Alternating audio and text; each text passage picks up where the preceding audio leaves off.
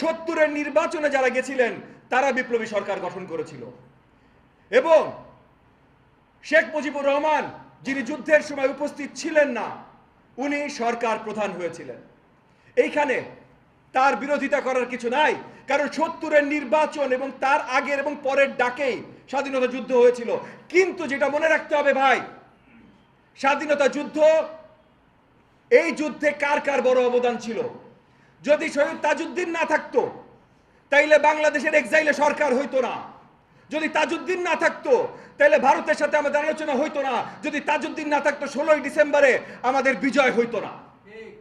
একই সাথে তাজউদ্দিনের সাথে যদি ওসমানী সাহেব না থাকতো তাইলে আমাদের মুক্তিযোদ্ধাদের কোনো কমান্ডার থাকতো না। যদি 26শে মার্চ শহীদ জিয়াউর রহমান জাতির প্রতি ডাক না দিত মুক্তিযুদ্ধে, তাইলে 26শে মার্চ নতুন ভাবে মুক্তিযুদ্ধ শুরু হইতো না।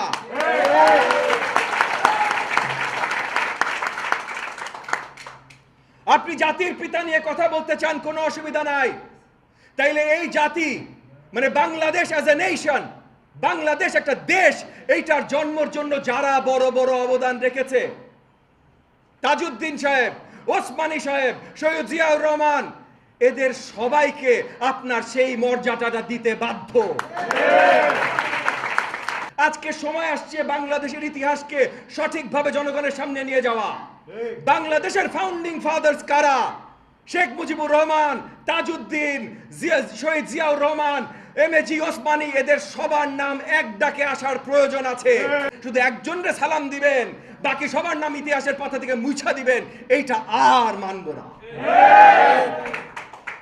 বাংলাদেশের জাতির পিতা, আবারও বলছি, বাংলাদেশের জাতির পিতা কোনো একজন নির্দিষ্ট ব্যক্তি না।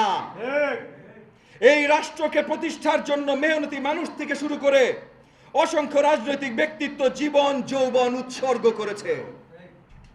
শেখ মুজিবকে আওয়ামী লীগ যেভাবে ব্র্যান্ডিং করেছে, আমরা সেটাকে মুছে দিয়ে মুক্তিযুদ্ধে কার কি অবদান সেটা সঠিকভাবে তুলে ধরতে চাই। তবে এইটাও বলে রাখি, আওয়ামী লীগের মুজিববাদের কোন স্থান এই দেশের মাটিতে আর থাকতে দিব না। অন্তর্বর্তীকালীন সরকার এটা আমাদের সরকার। 5ই আগস্ট থেকে শুরু করে 8ই আগস্ট তারা শপথ নেওয়া পর্যন্ত তারা যেন শপথ নিতে পারেন, তারা যেন এই দেশের দায়িত্ব নেন, এইটার জন্য আমরা সবাই লড়াই করেছি। জুলাই আগস্ট আন্দোলনে আমরা সবাই লড়াই করেছি। তার আগের 15.5 বছর শেখ হাসিনার ফ্যাসিজমকে এই দেশের মাটি থেকে সরিয়ে দেওয়ার জন্য আমরা সবাই লড়াই করেছি। এই সরকার সফল হবে, এই সরকারকে সফল হইতে হবে। তারা যদি সফল না হইতে চায় তাদেরকে বাইন্দা আমরা সফল হইতে বাধ্য করব। তবে কিছু জিনিস মনে রাখা প্রয়োজন। গণতান্ত্রিক বিশ্বের কোথাও অনির্দিষ্টকালের জন্য কোনো সরকার হয় না। নির্বাচন হলে নির্দিষ্টকালের জন্য হয়, নির্বাচন ছাড়া যদি ইন্টারিম কেয়ারটেকার সরকার হয় তারাও একটা নির্দিষ্ট সময়ের জন্যই হবার কথা। গণমাধ্যম সূত্রে আমরা অন্তর্বর্তীকালীন সরকারকে আইনি কাঠামোর মধ্যে বৈধতা প্রদানের জন্য রাষ্ট্রপতি কর্তৃক একটা অধ্যাদেশ জারির খবর শুনেছি। সেখানে সরকারের মেয়াদ নির্দিষ্ট না থাকা, সরকারের কর্মকাণ্ড নিয়ে কোনো আদালতে প্রশ্ন তোলা যাবে না বিষয়ক যে ধারাগুলো সংযোজিত হতে যাচ্ছে বলে শুনেছি, তা আসলে অত্যন্ত অপ্রয়োজনীয়।